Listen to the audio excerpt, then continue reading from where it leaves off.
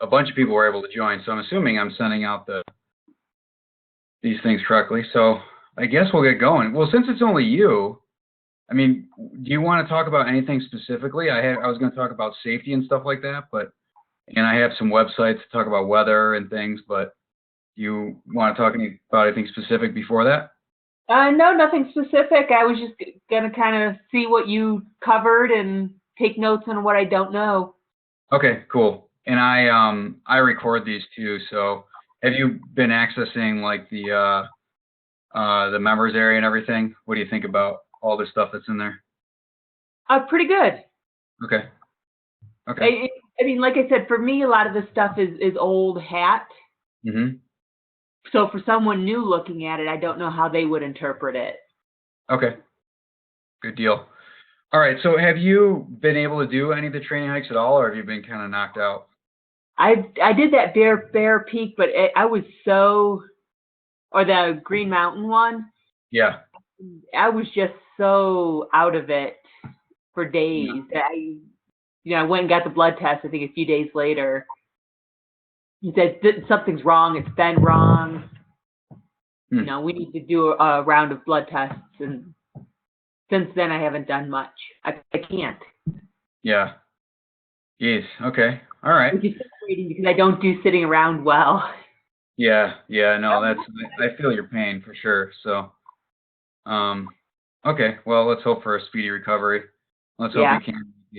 Yeah, basically what I'm going to keep doing is, this is 6 weeks, but after that, I'm going to keep doing like classes and just figure something else out for people who still find value in this type of stuff.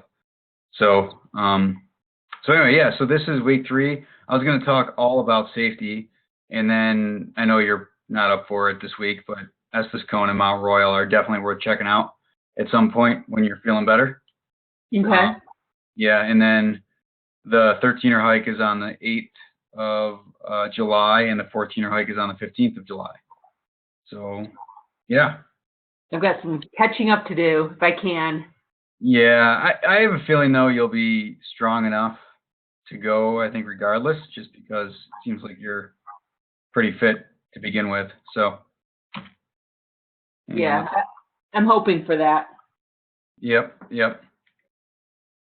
So my computer screen is just, oh, there we go. Okay, cool. All right, so all is safety today. And I want to talk about just the 8 rules, my 8 golden rules of mountain safety, which are to train hard and get fit, always start early, eat correctly, always carry your survival kit, choose your partners wisely or go solo, not at all. Never get separated from your pack, and when in doubt, turn around, and then try to plan 1 week in advance. So all this stuff, or some of the stuff we've covered. So the training hikes, train hard and get fit. That's the training hikes basically. So we're consistently doing that. We've talked about starting early, but I have some more specifics, and I have some specifics for eating right, and then in the gear session, we talked about the survival kit and things like that, but I can refresh you on that if you need to. And then I'll talk a little bit about partners, and then I have a couple other things. And I think the main thing here is weather. Especially, people who have just moved to Colorado, like weather is like a big deal, and everybody should really know about that. So I have some resources to show weather and snowpack and stuff like that. So. Yeah, I've learned about the weather really quick. Yeah. Real quick. Yep. Okay, so I'm just going to start off with, so I want to just put a lot of things to rest about, Colorado. So before I talk about the stuff that will hurt you, I'll talk about the stuff that will not hurt you in Colorado, or at least won't kill you. So I think I said this before, but there are no brown bears in Colorado. So you can just leave the bear spray at home. Most animals, with the exception of, I think elk might be the most dangerous because elk and moose, because people just kind of try to get up and take their picture with them. Yeah, that won't be me. Yeah. I've had enough encounters with wildlife. That's enough. Yeah, yeah, exactly. So if you just keep your distance and, respect their space, you're not gonna get hit by them or anything. And then, bear are definitely there, coyotes are there, mountain lions are there. Mountain lions, you see signs of them, but it's pretty rare to actually see them. They're definitely seeing you, but they want nothing to do with you. Actually, I don't know if there's ever been a death based on bear or mountain lion or anything else. And interesting, wolves just got reintroduced to San Juans, which is pretty cool, but they're of no concern too. And then rattlesnakes are a concern in summer, but they typically live below 8,000 feet, and 50% of bites are actually poisonous. And Yes, they're I've not healed fatal. half of my bite before, so I'm familiar. Yeah, yeah, okay, cool. Yeah, but yeah, if you do have a dog, they'll definitely kill you, or they can kill the dog for sure, depending on the size of the dog. And then there's no, you have to worry about elevation sickness, but you don't have to worry about like pulmonary edema or cerebral edema here. It's just too low elevation. So, if you're not fit, you're going to get headaches and things like that. So the key is just to stay hydrated and eat well, stuff like that. So, um, in my opinion, you have a better chance getting killed on your road bike, just because you have to worry about other people driving. And you're probably with me. Like if you know what you're doing with climbing, like it's pretty safe for the most part, right? Like you have to rely on yourself, and your partner basically. Yeah. So you know, so if you just follow the basic rules, you can stay pretty safe. And then another question a lot of people ask me is about Lyme's disease and disease from mosquitoes. And I did some research and I pulled up this map from the CDC. And really, there's only been a few cases of Rocky Mountain spotted fever. So yeah, there's ticks, yeah, there's mosquitoes every once in a while, but there's no dog ticks, which causes the majority of the disease. And mosquitoes, we're pretty fortunate. Colorado is kind of a unique place. Like there's not a lot of bugs, which is really nice. There's mosquitoes in a few pockets, but they're far and few between. So on most summer days, it's nice without being attacked by mosquitoes. If you go to like the Northeast or Oregon, you can really get crushed by them. So you can see that there's really not much going on in Colorado, which is nice. So they're more of a nuisance, really. So, all right. So what can kill you in Colorado? Getting struck by lightning is the number one thing. I think the most people have died in Colorado based on being struck by lightning. So wake up early and get below tree line before 1 p.m. We'll talk a little bit about that when we talk about weather apps. Avalanches and snowfields have killed people for sure. And I'll show a couple pictures about that and show some graphics. Rock falls. So I was on Long's Peak actually, and I was climbing it's called the home stretch. It's like the last basic part to the mountain. And I was climbing with some friends, and somebody from above actually dropped a water bottle, like a full water bottle. Oh, wow. Yeah, and it almost hit a few people because it kind of narrows out there.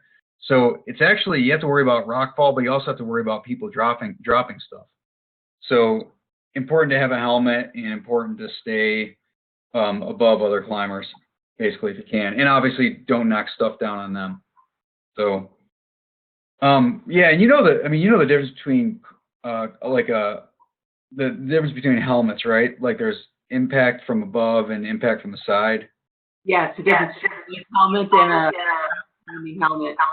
Yeah, like a mountaineering helmet or rock helmet. So yeah, there's definitely a basic difference between those. And then climb within your ability, which we just talked about. Just be careful when you're trad climbing, because it is really. I mean, because you're going to start off on like 5.4 and 5.5. Right. You're gonna cruise it. Yeah. But you gotta place gear. So sometime we should climb when you're up for it. We should go and climb like the first Flatiron. It's really fun.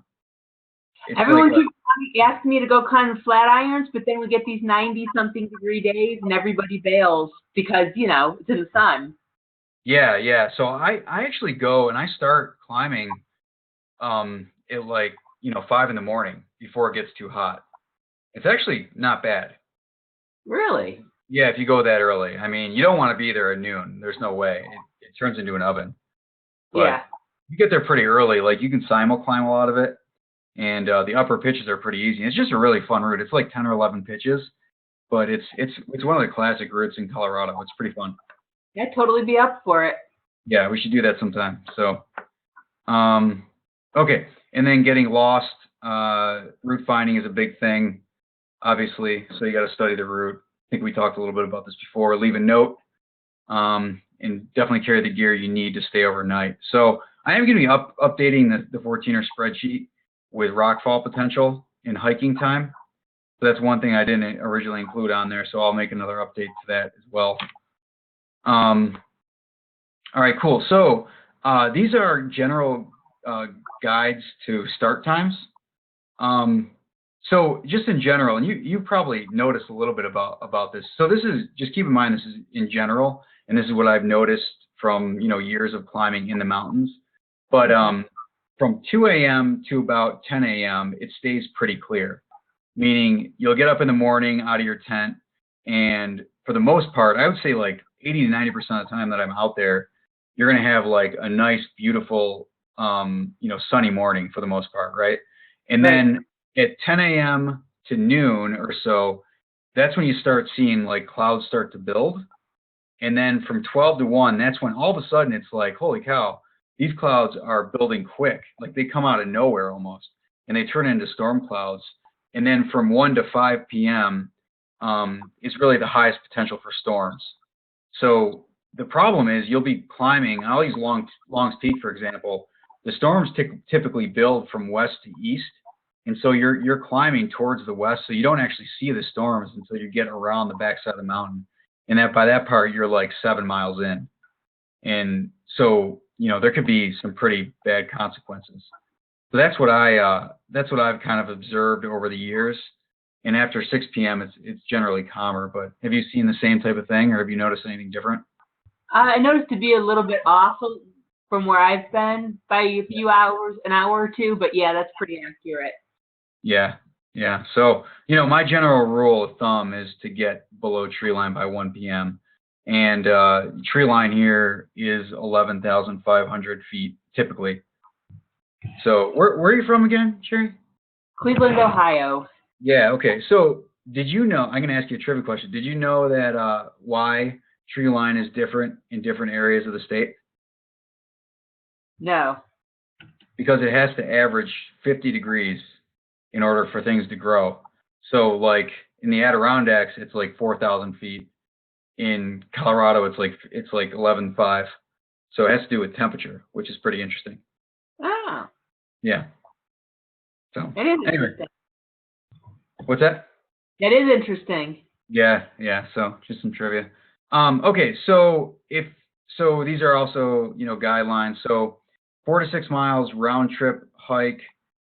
The latest you want to start, and I'm talking about in the mountains. I'm not talking about like the Front Range or anything like that. So when you're going to a 14er, the latest I would start is 7 a.m. If you're doing a 6 to 10 mile hike, the latest I would start is 7 a.m. Latest I would start 6 a.m. here, and then 10 to 15 mile hike like Longs Peak. I would start 4 a.m. at the absolute latest. Do you have a walking speed that corresponds with that for those who walk faster or slower to judge? Yeah, good question. So I'm actually developing and I have one set, but I need to refine a little bit. But I actually have like a calculator that does hiking time. Oh, okay. Yeah, and I'm going to put it together. But basically what I take into account is round trip distance, vertical gain, and then the class or snow. And that all gets put into equation for hiking time. And so what I've actually noticed is, and this will be on the next update, what I've actually noticed is that vertical gain actually takes, so if you have round trip distance of like 10 miles with only 2,000 feet, and you have a vertical gain, and you have another hike that's 10 miles but like 5,000 feet, it's going to take you almost exponentially longer to do that because of the vertical gain. Right? I mean, that kind of makes sense. So I actually have an equation that I'm kind of playing around with, and I'm testing it against my hiking time, and it's getting pretty accurate. So I need to get that out to you guys. But yeah, this will hopefully help. But in general, what I would plan for is like 1.5 miles an hour. which doesn't sound very fast, and it's not above tree line, but that's just how long things take with stopping and everything else. Okay, So, that's what I've always wondered because when I was out east, it was 3 miles an hour, yeah. Yep. pretty fast, and here it doesn't quite seem that way. No, because of all the different factors, because I mean, it takes a lot longer to hike at elevation. You're out of breath. Yeah, I just like a good estimate is that when I go to set out, I want to hit the peak at lunchtime so I can have lunch up there. And I'm having Yeah. trouble doing that. Yeah, so I would say if you're moving 3 miles an hour out here, you are moving, you are hauling, you are absolutely hauling. So I would plan on 1.5 miles an hour in general. So, Okay. but I'm trying to like create a pretty cool spreadsheet to do that. So to help people out a little bit more, basically. So Okay. yeah. All right. Do you have any experience with avalanches or avalanche training or anything like that, or no? None at all. Yeah. Okay. Cool. So I'll tell you a quick story, and it's really a sad story. But a couple of years ago, there was well, in 2015, there was. Are you familiar with Loveland Pass? Yeah, actually, I think I kind of am. Okay. All right. Cool. Yeah, Loveland Pass is right before the Eisenhower Tunnel, basically. But anyway, there's a ski resort above there's Loveland Ski Resort, and above that there's some decent backcountry skiing, and they were teaching actually. All these professionals came out and were teaching an avalanche course, and 5 or 6 snowboarders that were using the backcountry setup decided to hike up this one basically gully, and they triggered an avalanche, and 5 out of the 6 of them died. Holy It cow. was, yeah, and this is an actual image from it. I didn't take this picture, but the crown was absolutely huge. This is a huge crown for Colorado. Like I think it was like anywhere from 6 to 8 feet that broke off. That's a And massive yeah, avalanche. absolutely massive. So I guess the point is like, you can be a professional and still get taken out by these things. That's how dangerous they are here. So December through April is the most dangerous for sure. And actually the most triggered are by snowmobilers, and then followed by backcountry skiers, and then finally snowshoers. And so you need a beacon, shovel, and probe. And I would suggest, like, do you like skiing and things like that, or Oh no. no? Yeah, so Okay. Do you plan on doing like winter hikes or things like that? I do plan on finding something to do in the winter, but it won't be skiing or snowboarding. Oh, okay. Well, if you do decide to go out hiking, get a hold of this. It's a nonprofit. They're called Friends of Berthoud Pass, and they do free avalanche awareness classes on top of Berthoud Pass. Really, really well worth it. Yeah. They're not Avalanche 1 and Avalanche 2 classes. You have to be like certified. I've taken Avi 1 and Avi 2, and you have to pay a bunch of money, which is well worth it. But this is just an avalanche awareness class, and they get you outside for free. So I know the registration fills up really quick. So if you're looking to do that, maybe put a note in your calendar or something for later on in the year to look at that. So, yep. Okay, cool. So this will hopefully be the most useful part of this exercise. It's basically just how to avoid bad weather. So I start to plan like basically a week in advance, just because there's so many different mountain systems in Colorado that it might be crappy in the Front Range, but maybe a couple hours away, it'll forecast to be a lot better. So what I start to do during the beginning of the week on Mondays is I just take a look at my iPhone to start off with, and I plug in different areas of the state on there, different towns, and I just kind of flip through, and on Tuesday or Wednesday, I'll decide where I'm going to go, just based on that kind of broad look. And then what I do after that is, do you use Weather Underground? Have you heard of that? Or I do. I use their services. Okay. So the point, like it has the hourly forecast and things like that. I'll just bring it up just in case. So there's Yeah. Let me know if you can still see my screen too. No, it kind of went, oh, you're opening Weather Underground. Yeah.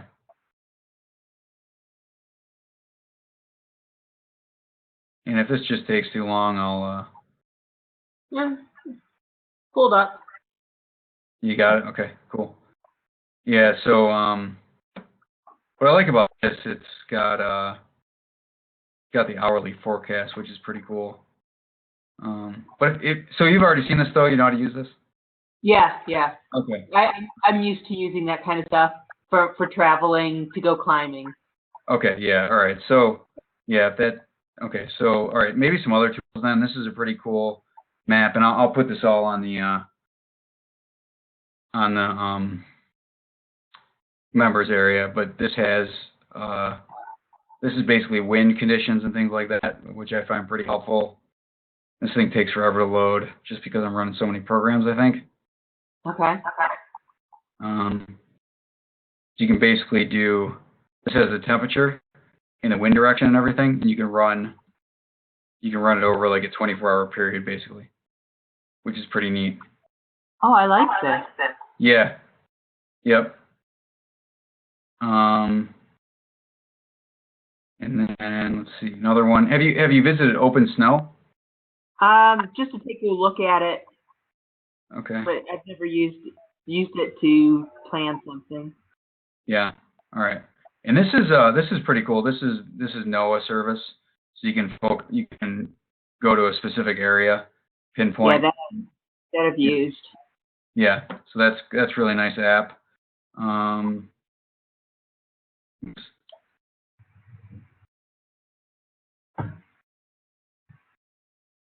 Let's see. Open Snow is good for general snow forecast, but these two tools are pretty neat. So if you're gonna hike like early season conditions, this shows the actual snowpack in Colorado, which is pretty neat. Okay. Let me know if you've seen this map before. So this is pretty interesting because now this is a really good tool to tell where you can hike, right? Because these numbers are percentages, so like percentage of actual snowpack. What's insane is I don't know, maybe this isn't accurate or something, but this is 562% above snowpack. Which that's a high number. It's a high number, right? So I know it's high, but anyway, so this changes every day. And it can tell you like where the snow is. So if you remember the map that I showed, I think last week, this is basically the Front Range, right? And this is the Sawatch for the most part. So that would tell me that the Sawatch has a lot less snow. So the 14ers in the Sawatch might be the best places to go if you're looking to avoid snow. So that's what this map can help with. And then if you're going down the San Juans, there's definitely still going to be snow. So this map is pretty helpful for those type of purposes. So, and this also means really good snowpack and water for Denver, which is always nice. Climbing Boulder Canyon yesterday, and there's just so much water coming down. Oh, it's crazy. Yeah. And this is just another way to look at it. So currently we're still 112%, which is pretty good. That's still really good, and that still tells you you're about a bunch over still. So still good snow conditions, which is awesome. All right. So those are the tools that I had, and since you use them all, I'll kind of skip through that.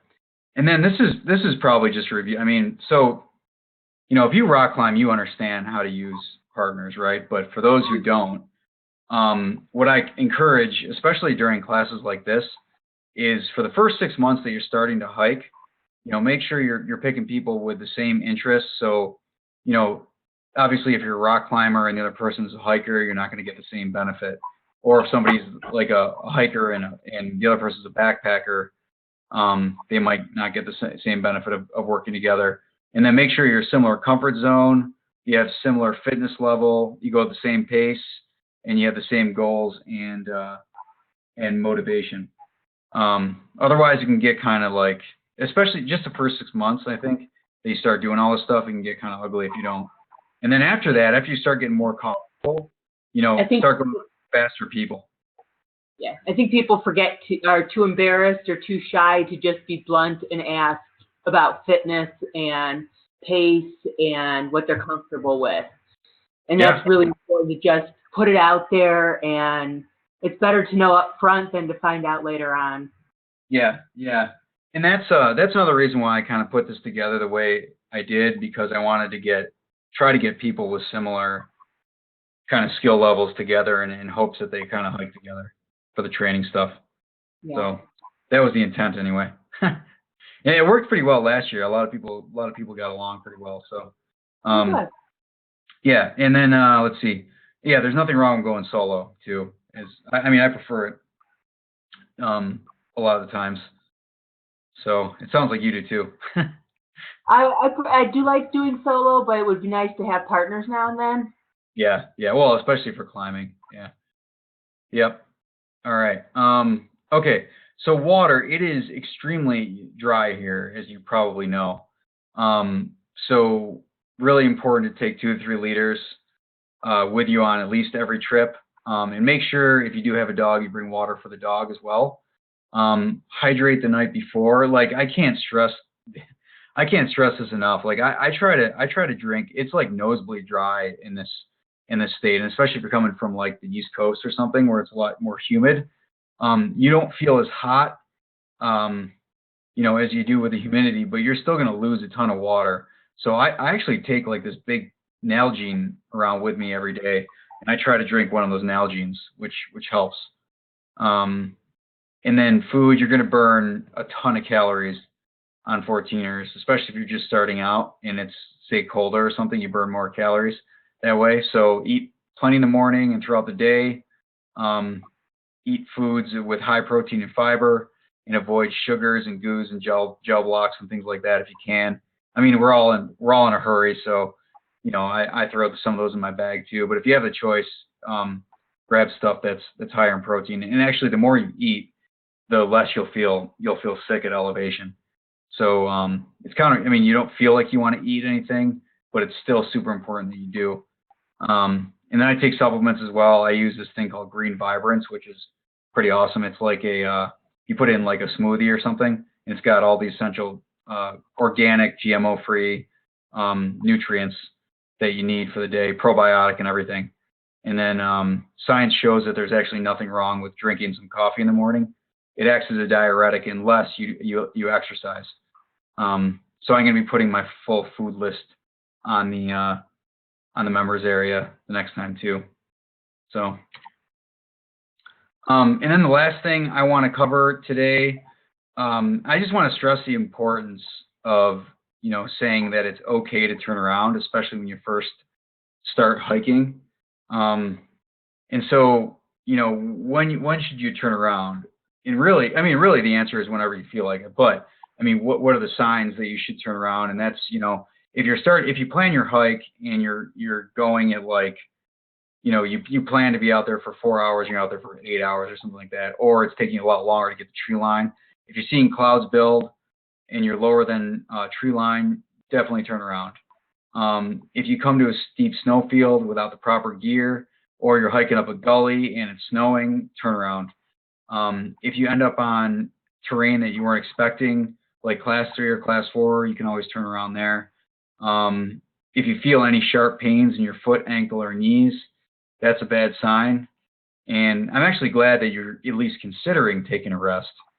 So that's kind of nice. But keep an eye on your body.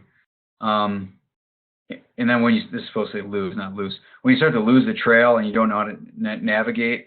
So a lot of times, like in early season conditions, and you'll still see it a little bit, like there'll be these big snow drifts and you might lose the trail for a while. And that's okay if you can kind of lose it and find it again. But if you keep doing that, and snow keeps building, like you want to turn around for sure, especially if you don't have a map and compass.